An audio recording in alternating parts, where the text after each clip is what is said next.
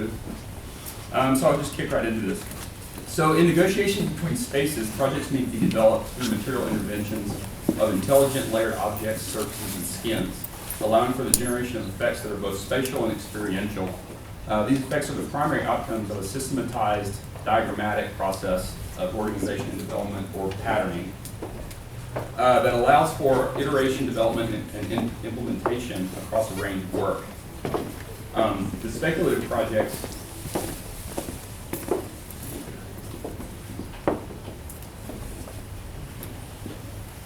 that I'm going to show today are framed as a strategic, iteratively created set of working modes that are tested within the context of a series of commissioned, yet temporary, sorry about this, scenographic experience. I'd note that much of this thinking is directly linked to a pedagogical approach as well, but today I'm going to focus on these case studies particularly.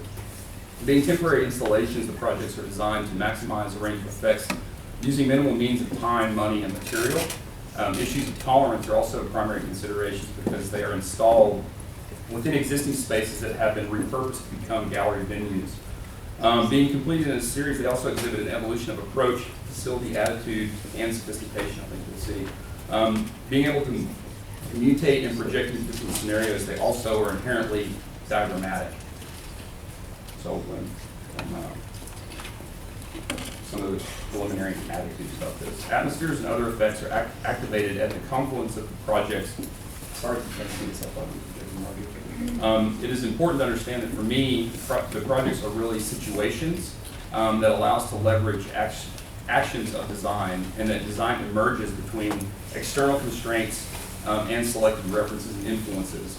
So before going into the case studies, I'll go through some of these references that either directly or indirectly have informed a lot of this thinking. So the physical realities of light are engaged. They're considered reflection, refraction, caustic effects, and basically optics that I see as the condition relating form, material, space, and light, and ultimately us as people as we sense the environment around us. Extractions and manipulations of light technique are also critical. Some references, Richter's technique, chance operations to generate effect, photographic exposures, and that's the first eclipse actually that helped Einstein prove the theory of relativity. Material and layering of materials in existing interior conditions, expanding spatializing effects rather than becoming merely two-dimensional applications. Robert Irwin, Sanaa, Oliver Eliasson projects. Qualitative optical effects generated at the confluence of formal and material properties, the surface of water generating caustics, and the form of cloud gate by Kapoor. Effects of light manipulated through precise integration of form and material to allow for the transformation and ultimately the dematerialization of objects into pure space. Organization is deeply important. It's both a diagrammatic and a material assembly conditions. So interaction of materials over here, and then interaction of conditions. So to paraphrase Stan Allen, the form of things is less important than the form between things.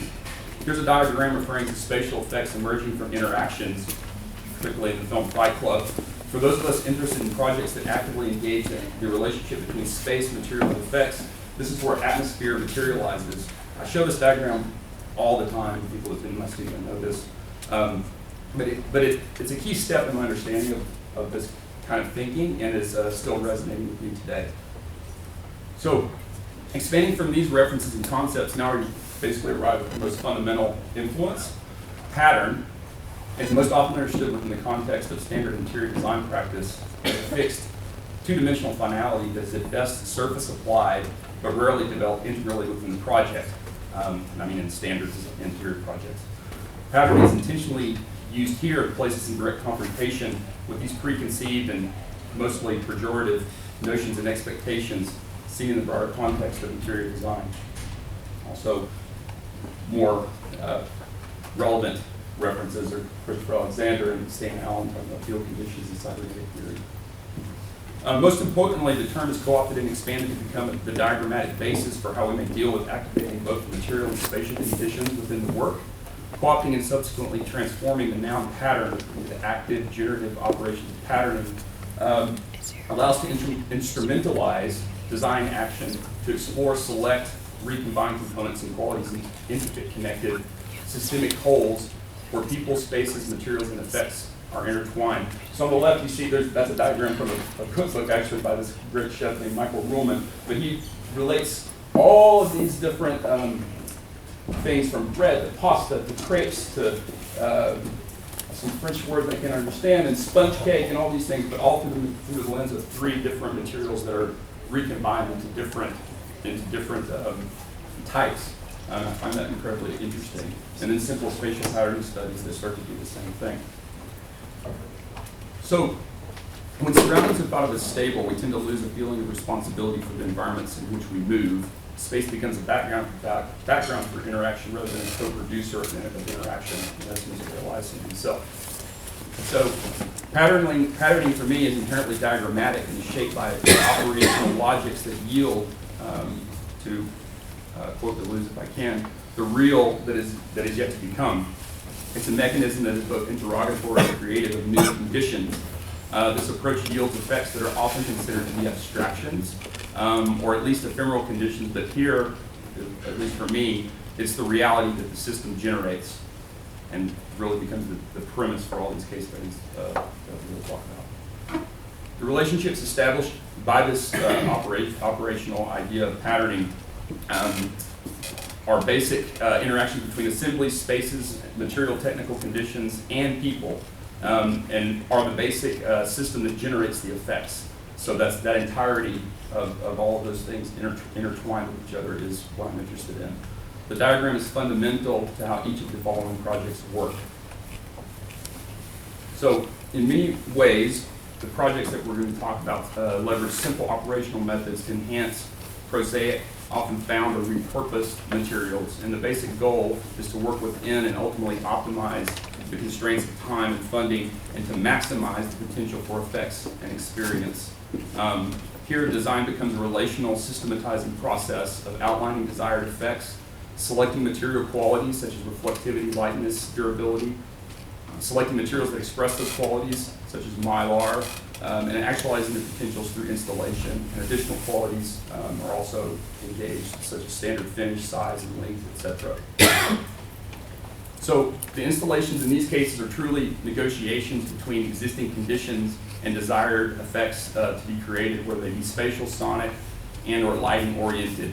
The idea of negotiation allows for a looseness of approach that is not typically integrated within standard interior design or interior architectural practice, or other concerns often outweigh these considerations. And so this is the type of space, I show that because this is the type of space where these installations are typically getting put in. So this idea of object to field, using the simple operation of repetition to organize a simple object into a coherent whole. So taking the module and applying a simple field, generating operation, and adding certain material qualities such as reflectivity, and creating a network and adding that material quality adds value to the module. So the object is transformed through the operation into a field condition that functions in many ways like a sheet. And when that object moves into a field condition, the consideration of how difference may be interjected through direct organization of the units, changing that spatial relationship, or through active or interactive iterative conditions. So the grid then becomes the organizational tool that affords for interaction and difference over time, and ultimately a gradient of transformation between states. So this is a diagram about sequence and change by Diller Scofidio, I think based on these other diagrams by this person, Ishigami, but basically shows that relationship moving across and between these different states that are facilitated by the base condition. So using ideas about operations and interactions to differentiate the generic field. So these are some preliminary, really dumb kind of studies about how that can happen and what comes out of those kind of moves. So here we see a reference of spatial patterning set up by the system of panels at the storefront for art and architecture in New York. The interesting thing for me is that the organization of this project affords for difference and interaction within a range, but in a basically a non-prescriptive way, at least that's my claim. In many ways, the project is pure facilitator of spatial, sequential, and atmospheric potentials. So if we cross the transformation of an object into a field with the addition of a concept of an active or interactive transformation, we can discover the potential for a project that is both spatial and surface-oriented. Then we start to think about qualities of materials and potential effects as considerations. Reflectivity, translucency, and lighting effects such as refraction and caustics are collected within these projects as well.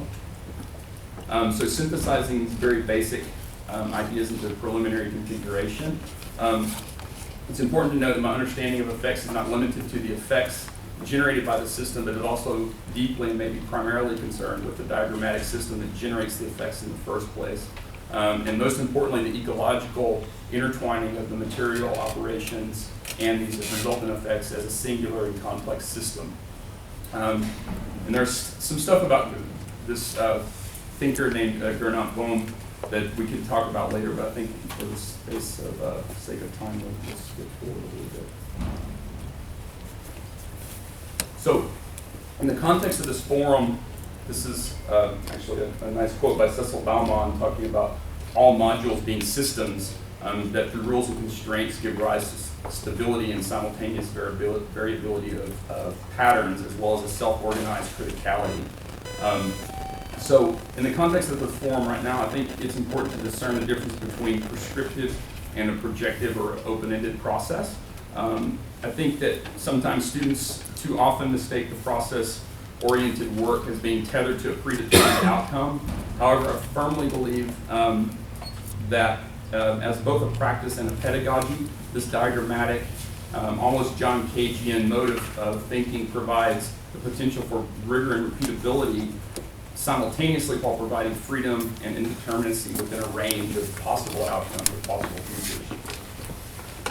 So moving into this work, this is the first iteration. So the diagrams don't hold the qualitative material information yet, such as reflection that I was talking about, but they are suggestive of those qualities. And I could probably share these with you guys later if you want to talk about them in more detail, but just the relationship of all the parts and pieces.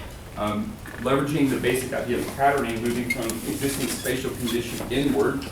So we have a basic interior idea, adding a new layer, starting to allow for new things to occur, such as draping. Moving from a stretch or fixed condition to a draped one allows us to reduce the amount of contact with the existing spatial container.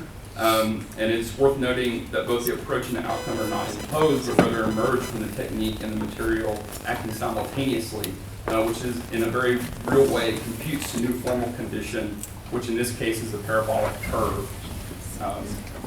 So moving forward from that, so you're back to this existing space that I showed you guys earlier. So the process of patterning the material system through the grid, a very simple grid, and ultimately a rigging approach. And so there are existing bars there, and just attaching simple, in this case, fishing line for all intents and purposes to that allows for this really lightweight and elemental kind of way of engaging the existing. So the rigging operation allows for the patterning of the module into the field and creating a simple warped grid based on the curved draping form. So here you can see sort of this material computation coming into play, and the resultant was also maximized through the addition of the weight of the object, which in this case is a simple mylar spheroid. The form is the result of the lightness of the rigging combined with the span which created that parabolic curve. In short, it's driven by operations. The rigging of the system provides for points of physical interaction, and it also invited people to touch, pull, and otherwise engage in forming the surface actively. This thing was also rigged up to speakers, and we're running processing and things like that to generate sound at the same time, which I'll show you on some of the later iterations, but that's what I've got is like reaching up there because there are little pieces where you can deform the grid.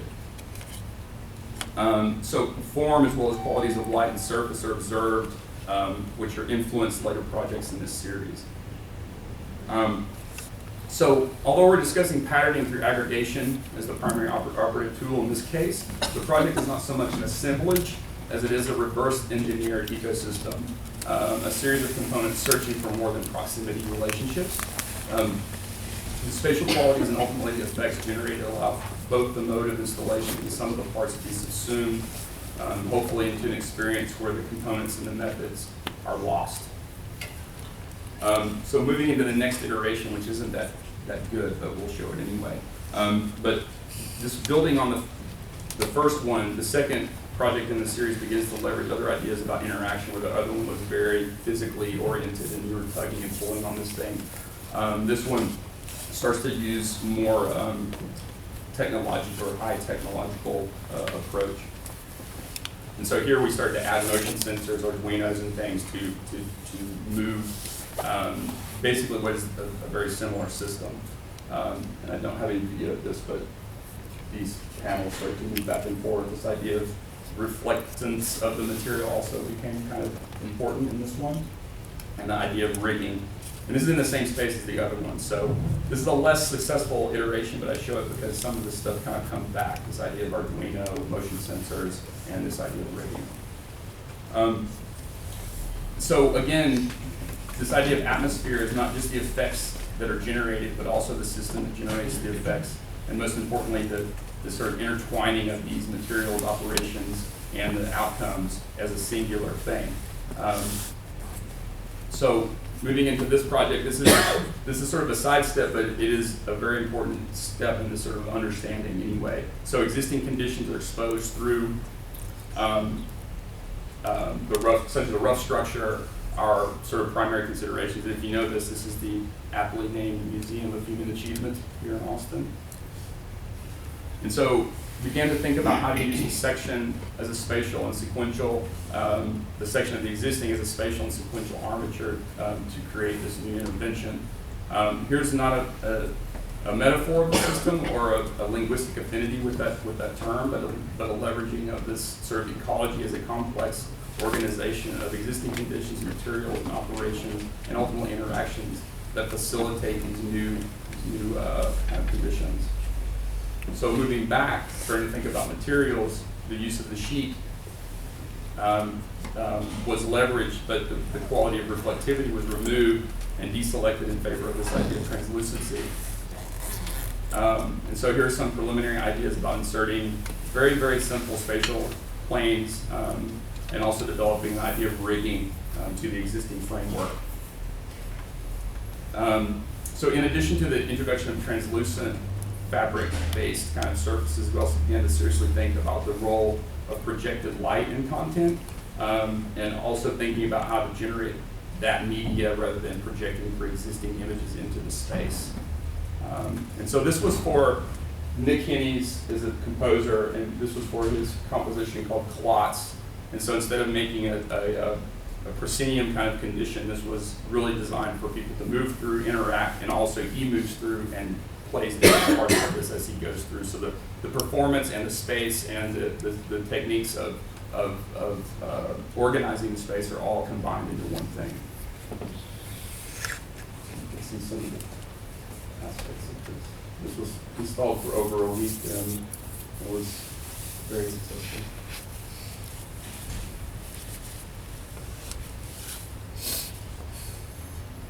So this is another section of the performance when you move into this other space, and people sort of are able to move around and interact with them in different ways.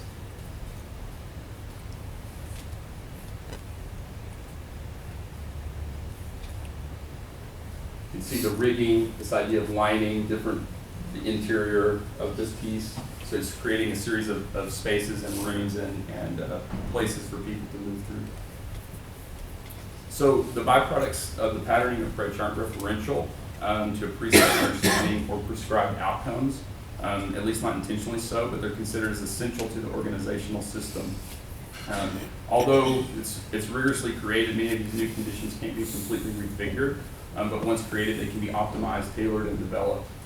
They can be reinstalled, but the outcomes will never be exactly the same, and they'll share familial traits without being identical. So people really started to use this in a very unforeseen way, but that sort of idea of armature and interaction was very important.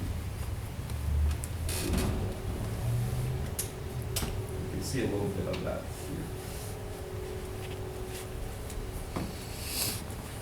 here. And so it's not a single system that makes the work, it's the relationship, it's the dynamics between systems that have the power to transform, invent, and produce an architecture that wouldn't otherwise exist. That's from Tom Main. And so here, using the same sort of idea, the object is transformed into a field that functions in many ways like a sheet. But here we decided to take the properties of the sheet directly, but recombine them with this idea of reflectance and lightness from the first Tesseract project that allows us to deal with both the material and ephemeral possibilities. So the interactive condition evolved into a meteor projection strategy. That was also pulled from the previous project. And the diagram outlines some of the basic considerations. So the top one you've seen, but then this idea of project, if you just project onto a wall, it reinforces the wall. If you start to project into a corner, it starts to break down the spatial form of the existing space. And when you add in this sort of parabolic shape and project onto something that has reflective qualities, it begins to introduce an immersive and non-objective kind of spatial experiential potential. So here again is another one. This is a more refined diagram for all the parts and pieces, which consisted of projectors and document cameras and fans and all these other things that were working in consort. So in some of these preliminaries, you can see that we understood the implications that the curve might offer, and that the reflective surfaces would certainly reflect the light being projected. In this case, it's a Chladni pattern that we were generating through a tonal kind of device. And the form was a condition that emerged through the making of Tesseract 1 that we showed earlier. So there you see it before it was enacted, just as a space. So the productive quality of that reflective material was far beyond merely its effective reflectivity, but the emergent and unanticipated caustic effect that you see here on the right, in consort with the added agitation, we added some fans up there that would come on periodically that would also add additional effects and amplified through the small imperfections of the surface, i.e. if we stepped on it accidentally before we put it up there, it would make these very different outcomes. So this is an early study of the Chladni pattern that we were driving tone through a medium. In this case, it was milk, but we later used water. Primarily through the generation of the Chladni pattern, which is really it's a cymatic pattern which comes out through the vibrating of the surface.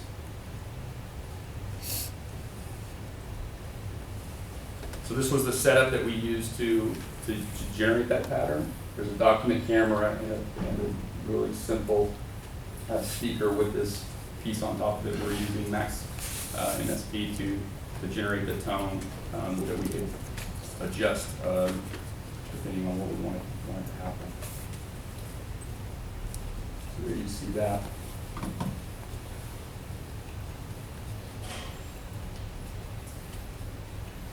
So now revisiting the diagram, all the components. So there's the Chladni pattern piece, the reflective piece, and then these other capture mechanisms that were also capturing information, reprojecting it back. So there's that system setup. In the future, that's very dumbly put together, but in the future, hopefully this will get more refined in terms of components. So there you see the sort of immersive spatial quality and some of the details that came out of the system. And I just actually did this again. We were able to do another version of this in February at the University of Manitoba as part of another symposium. And what was interesting there is that the pattern, because I changed the orientation of the projector, was very different. So the other one was projecting out and bouncing back on top of itself. Here it was projected forward into, but still the curve was a productive part of that. So a similar but different kind of effect.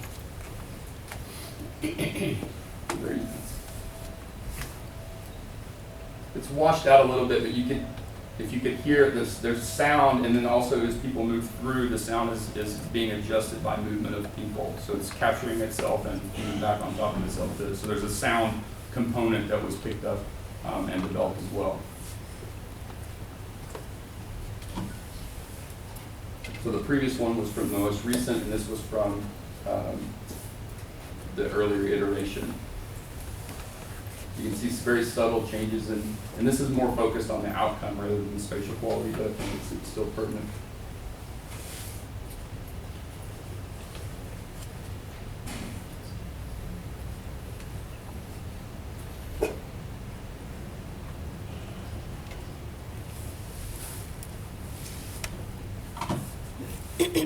So finally, I've attempted to show how the systemization of relatively simple project goals with equally prosaic materials and simple techniques can be used to explore the expansive potential of the interior environment as a situation that actively engages both the designer and the people who inhabit and interact with the work.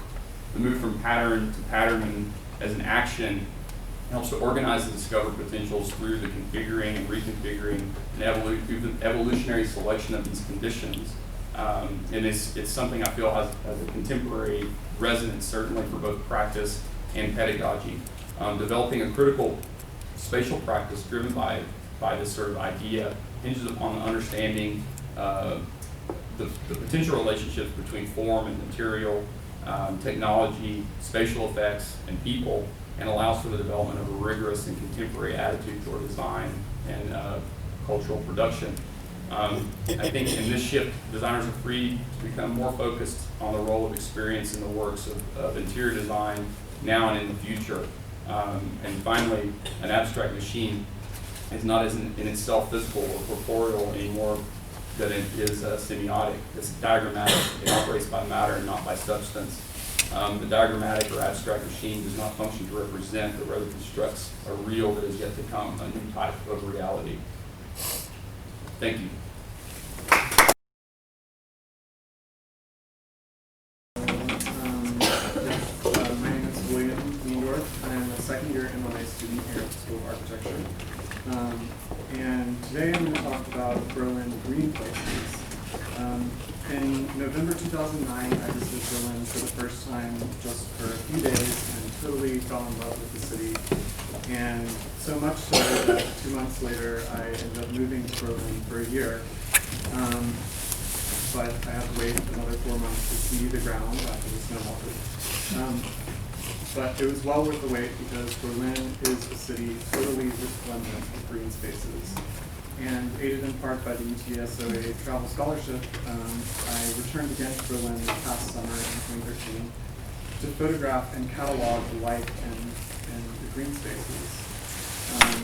And so for 2.5 months, I traveled by bike, train, and foot to over 90 sites in all 12 administrative districts of Berlin in an attempt to capture the beauty of these spaces through photography. My background is in art history and horticulture.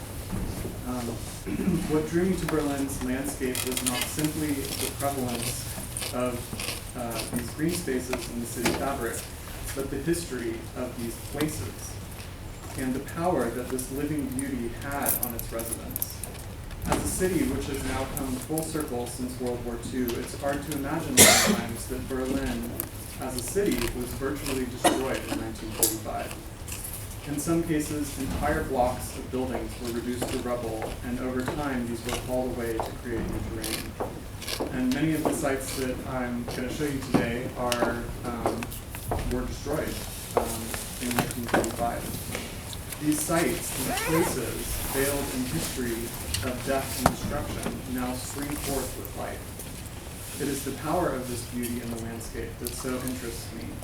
And I would like to take y'all on a very quick whirlwind tour of 15 sites, which is just a minute sample of the amazing green places Berlin has to offer. And I produced this catalog, which, if any of y'all want to look through it afterwards, is basically a catalog of images. So the first place is and what's considered the center of Berlin. Berlin has many centers, but it's Alexanderplatz and the TV Tower, which is the Soviet construction. So as many of you know, Berlin was rebuilt after the war, but it was rebuilt doubly by the Soviets and by the Allies. So the TV Tower, and this pointy structure is part of the base of it, was constructed between 1965 and 1969. It's still the tallest structure in Germany at 1,200 feet tall and can be seen throughout the entire city. So you'll see it popping up in different photographs.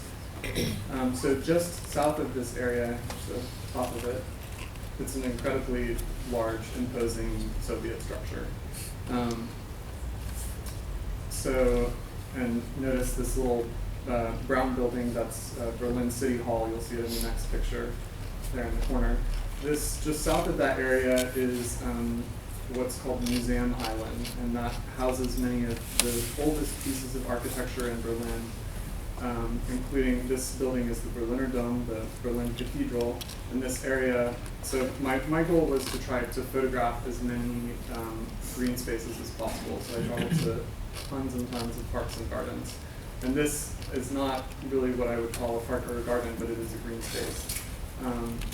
And so this area, it's a square, and it's flanked by different old buildings. This is the Old National Gallery, which is an art museum designed by Carl Friedrich Schinkel. This area was originally served as a kitchen garden to the Berlin City Palace, which has been destroyed. And it served to hold rallies and as a stomping ground, and now it's just where throngs of tourists go and they disembark their buses. So, and you can see here, I think it's wonderful in a lot of the old architecture, you can actually see the pockmarks from the where stuff hit it and carved out these, where guns hit it. And here's a little bronze replica. So the next area is also in the same district of Mitte, and it's these two places, the Platz der Republik and the Spreebogen Park. It's right on the Spree, which is the river that runs through the center of Berlin.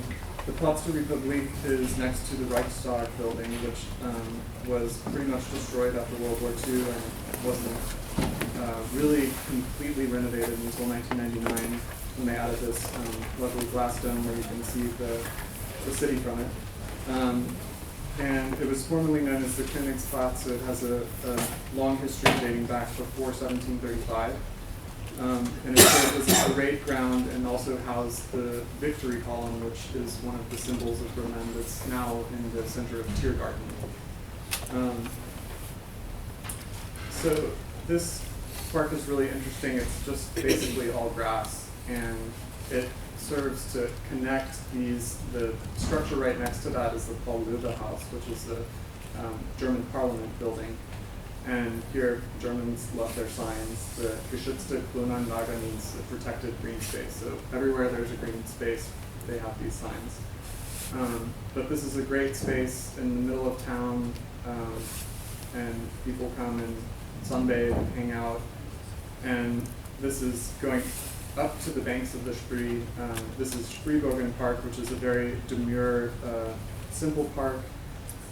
Designed by Tony Weber. It was finished just in 2005. A lot of these projects were literally just finished. Like Berlin is just kind of coming into its own. So the defining characteristic of this park is these two Corten walls that cut a path and frame the Landwehr Canal, which is on the other side of the Spree.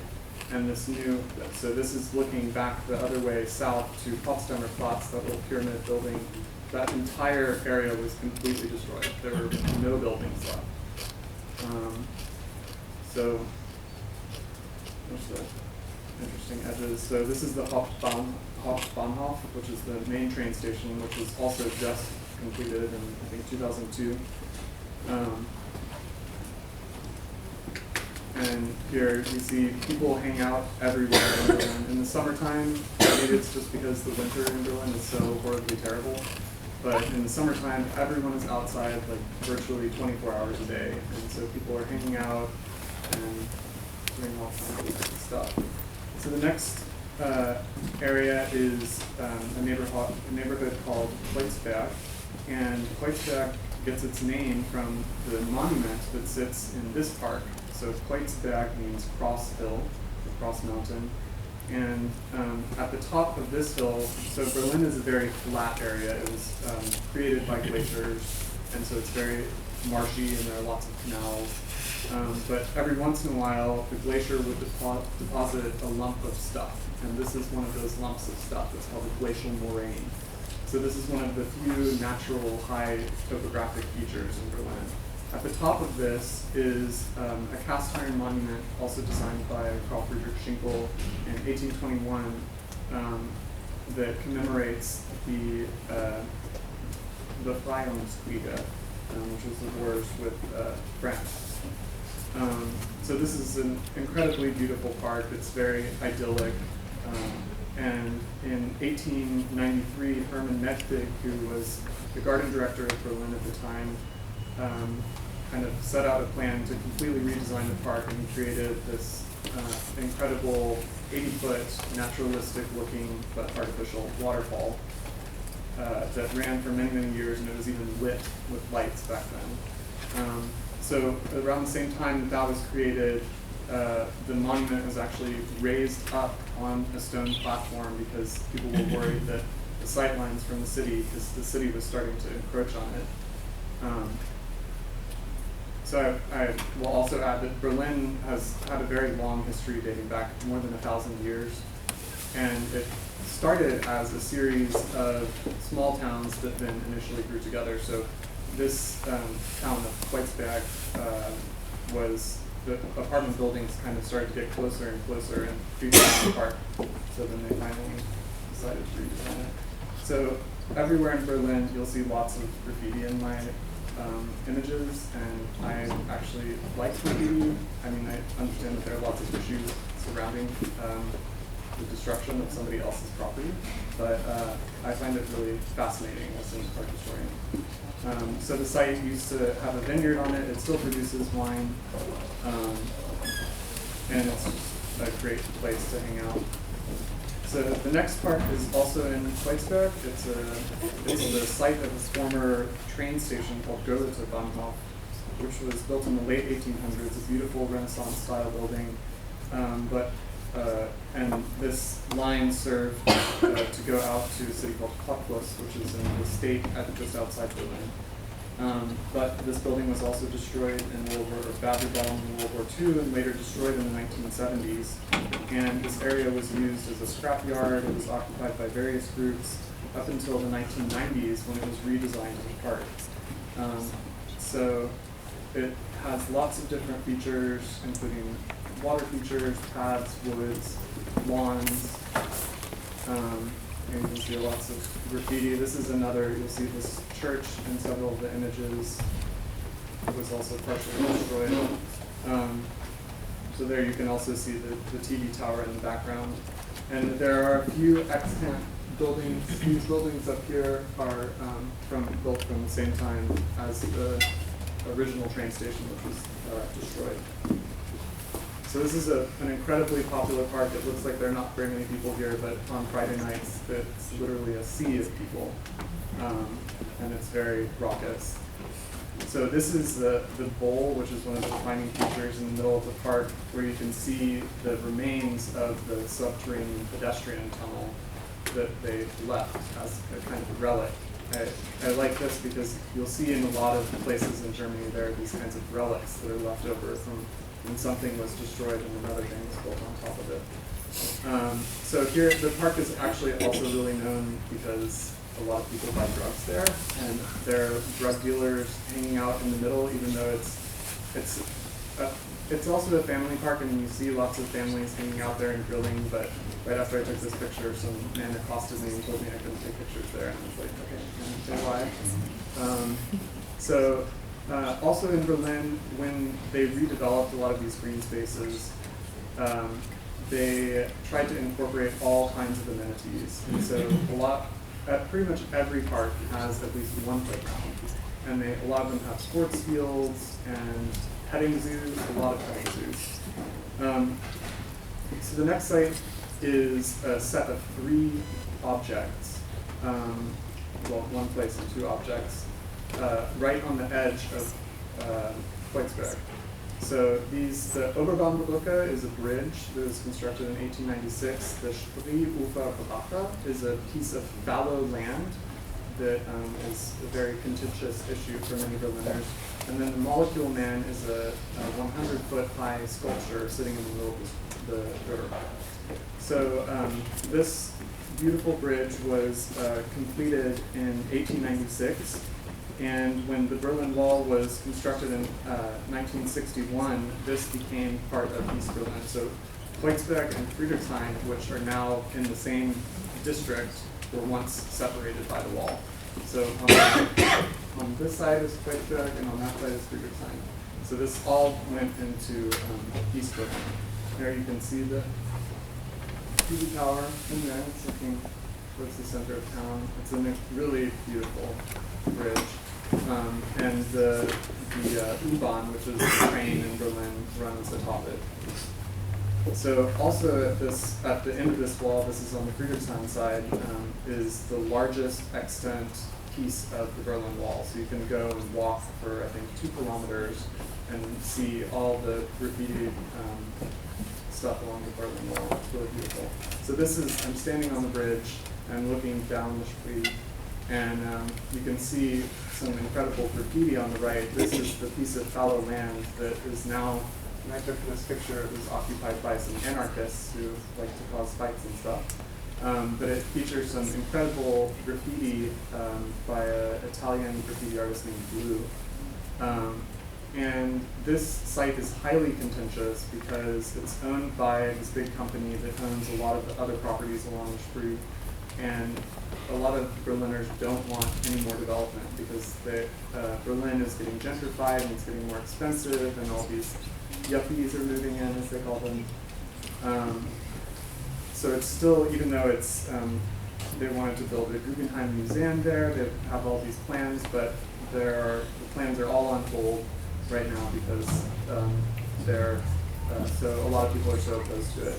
So a little bit down the river is this 100-foot high aluminum sculpture by an American artist named Jonathan Borofsky. And this is a point to recognize the intersection of these 3 neighborhoods. So it's Kreuzberg, Friedrichshain, and Treptow are all coming together basically right at this point. So it's another one of these tall markers that you can find your way through the city. And so here you can see the Oberbahn-Brücke, you can see the TV tower, and the sculpture in the background. So this next park was actually just completed in 2013 by Atelier Loydel. And it was another space, an intersecting rail area that was destroyed at the end of World War II. And it's 64 acres. And it directly abuts the German Technical Museum. And it's a really fabulous park with full of follies and fun places to play for both adults and children. And I especially like this studio's attention to detail and their intersection of the old and the new spaces. And in a lot of these, in a lot of places throughout the park, they kept the old rail line, so you'll see these relics running through, and lots of graffiti. And Berlin is a very active outdoor city in the summertime. Everybody's outdoor all the time. People playing. And yeah, so like I said, pretty much every park has a playground, which I find really fantastic because it invigorates these spaces. And here's this really interesting typology of the playground where these are a couple of my friends, and we ended up playing in there. So the next park is in Friedrichshain, and it's the 3rd largest park in Berlin. It's 128 acres. So the parks in Berlin are just incredibly huge. Like, you go to them and you can't imagine that there's such a big green space right in the middle of a city with 4 million people. So this park was originally laid out in the 1800s by Peter Joseph Monet. And it features many attractions, lots of animals there, wooded paths, ponds, lots of monuments. But perhaps one of its most interesting features is that in 1941, enormous bunkers and flak towers were constructed there by the Nazis. And these, of course, were later destroyed. And like many areas in Berlin, what happened with all this rubble, they didn't, like, what do you do with entire neighborhoods that were destroyed? Well, they just piled it on top of things and created what are called Schuttberg, which are rubble mountains. So this is one of the rubble mountains in Volkspark Friedrichshain, and this is actually the top of one of those bunkers that could house 50,000 people. So since then, it's been continually developed, and they have all these other amenities, including an outdoor theater, and this is a beautiful old fountain. Sorry, I'm just going to go really fast. So this is another park called Mauer Park, and it was constructed along a piece of the Berlin Wall, and when the wall was taken down, it was turned into green space. And this was known as the Death Strip. It was not a good place to be back then. And it's also the site of a flea market, and there are other sites. Grunewald is an enormous 8-square-mile forest on the far west side of Berlin. And it's a beautiful place to go hike. And this is the site of West Berlin's largest Schuttberg, the largest Rubble Mountain. So this Rubble Mountain, which was created by the Allies because West Berlin was cut off from the surrounding outer area, this one rises over 260 feet above the surrounding landscape. And at the top of it, and this is in the British sector, in 1961, the NSA constructed a listening station to listen to the Soviets, which is now in disrepair and it's in bankruptcy. But it's a great place to go look at the city. And so this next site is one of the oldest sites in Berlin. It's the Bombed-Out Citadel. And it was constructed during the Renaissance. It's one of the best extant examples of military Renaissance architecture. And now it's best known for its the concerts that they hold there. But it's just an incredible place to see the combination of all of these layers of history coming together. So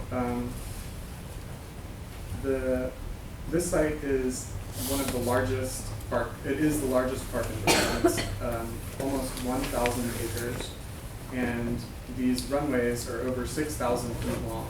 And this is the site of the former Tempelhof Airport, which is also the site of the Platz der Luftbrücke, which is the Berlin airlift, which basically initiated the division of Berlin into two separate states.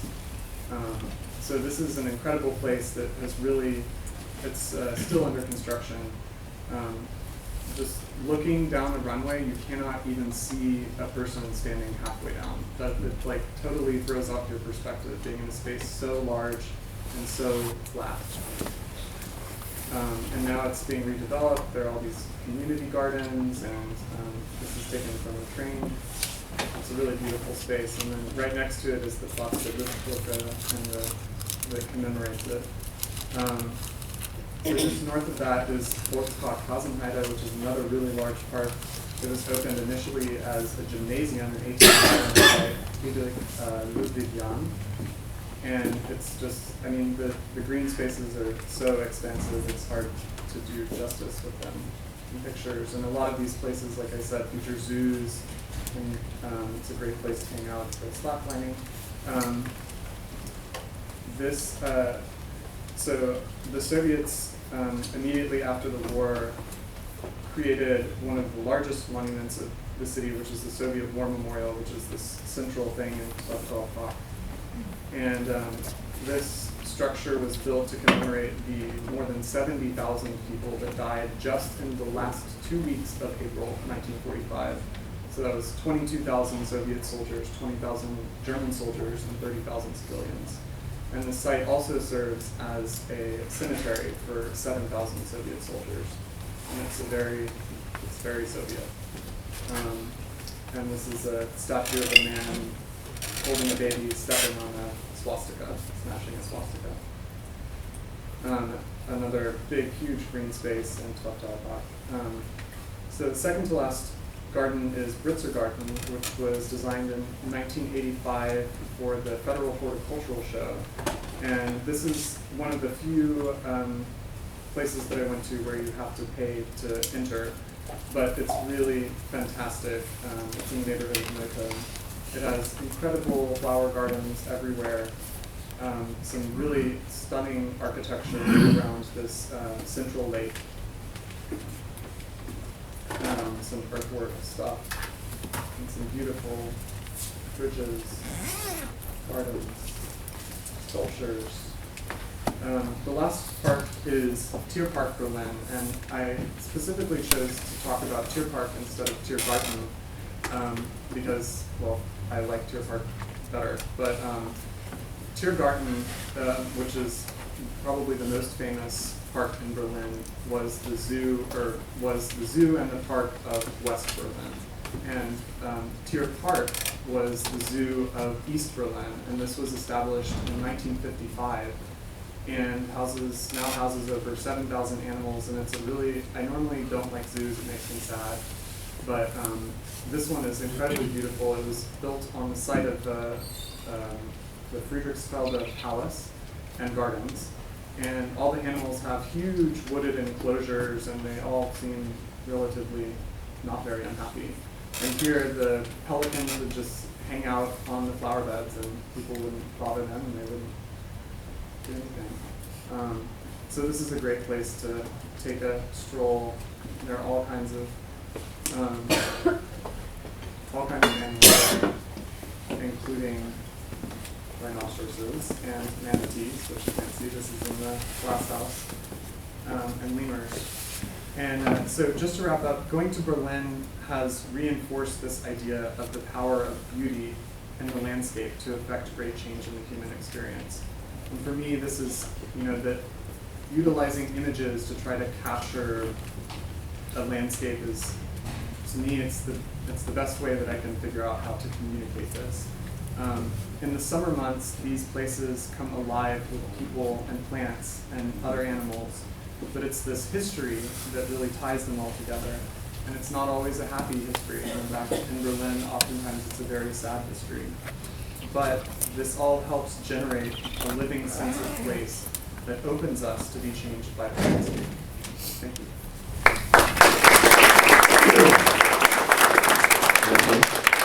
All right, so we're a little short on time for questions, but we'll make them for you. And time is actually what I want to ask you guys about first. You both presented very different types of spaces. But I noticed both of you spoke a lot about the effects and the experience of those places, and I'm wondering if you could speak a little bit about how that is affected by the experience of time in those spaces. So Clay, yours were ephemeral, temporary installations that people would experience for a brief moment without any prior experience of the art that you're creating. Whereas William, you're showing us places that have this really embedded history in Berlin and a lot of attachments that people have to them and feelings and opinions that they've developed over a long time, and they're places that you experience with repeat visits, having lived in Berlin and gone back to. So if you guys could table time and that experience. I mean, time certainly is part of it, and both in terms of the constraint of time, of making these things, the time that they're there, which is also very short-lived, as you said, but also the way that the system at least hopefully works is that people become aware of themselves moving through these different situations, and also the way that especially you saw in the video, you can see how the lighting effect certainly is responding to that, or it's responding to movement, but it also is changing incrementally all the time. It's never the same, and so. I mean, in that way, that links all of these things together, the constraint of time and also the effect of time in terms of lighting and people moving through it. So it's certainly a major issue. I have to say, well, they left. I don't know they're back there, but Sean and Adam are collaborators on this work, and they spent a lot of time working on this with me. So. Yeah, I mean, time in the landscape is something that is always changing. Like that's an inherent characteristic of the landscape. So I think time here is really, it's interesting because it can, in the landscape, time operates in multiple scales. You know, it can operate in the scale of the flowering of a tree, or it can operate on the scale of the growing of a tree or the growing of a forest, which can take many, many years. So I think there are a bunch of different scales of time that people experience in the landscape. And in Berlin, I find it so fascinating that there are these relics that are left over that are peeking out of the ground. Like in Teufelsberg, you can walk up the mountain and you don't know that you're on a mountain made of people's homes until you see a brick sticking out there and you're like, okay, this is all rubble. So. And were there other questions from the audience before I ask final few? I have, I guess, a few more for each of you, maybe. I wanted to know, for William, as you went through park to park, if you had sort of a, you mentioned you cataloging the life, you had a set of criteria that you used as far as existing elements that were there versus the temporary people that were coming in and interacting, and what those interactions were. Yeah, so I mean the way that I kind of went about this is that I looked at a map of Berlin and I began to parse out all of the green spaces. So just like literally looking at a satellite photo. And then I began to isolate the largest, because Berlin is, I mean, there are so many green spaces, you couldn't visit them all in a lifetime. So I really tried to hone in on the spaces that were most important and most historically important, how they become places. And then after that, it's really just, I tried to photograph people using the space and all kinds of life within them, whether it's animal or plant. Can I ask a question? It seems like all the documentation of the spaces is it's all sort of day-lit and sunny, but you did suggest that the character of those places actually changes at night. And one of the things about Berlin summers is that it's daylight until 11. Yeah. Do you think that if you were photographing these places at night, this would have been a different presentation, or is it contingent on lighting or time of day? I mean, I keep thinking like, for Clay's work, if the lights were on, you wouldn't see Clay's work, right? Because it's all about the kind of controlling lighting and removing it, and I wonder how in your work. I mean, I think it's kind of the opposite for mine. And I know you've experienced Berlin, and the nightlife is insane, and there are tons of people even in the parks at night. But again, I think as far as visual communication is concerned, I think that it would be these places would be less stunning if I took images of them at night. I think you would see less of the details of the life. But yeah, the life is there all the time in the summer. And one final question. I have a question. So like you said, like Berlin has very set history, and then a lot of blocking cities can rubble like during the war, and then it turns to art and gallery. So I just wonder about the city policy about translating or not transferring that space into a public domain, into a park. Like, are all of them is public domain in the first time, or the kind of transition from the abandoned private properties to a number of these spaces were actually, well, it varies greatly, but some of them were actually occupied by architecture, and that architecture was destroyed. And then that became a really wide boulevard that was tree lined and had playgrounds in the middle and stuff. But like, for instance, with Mauer Park was basically a wasteland that was separated by the Berlin Wall.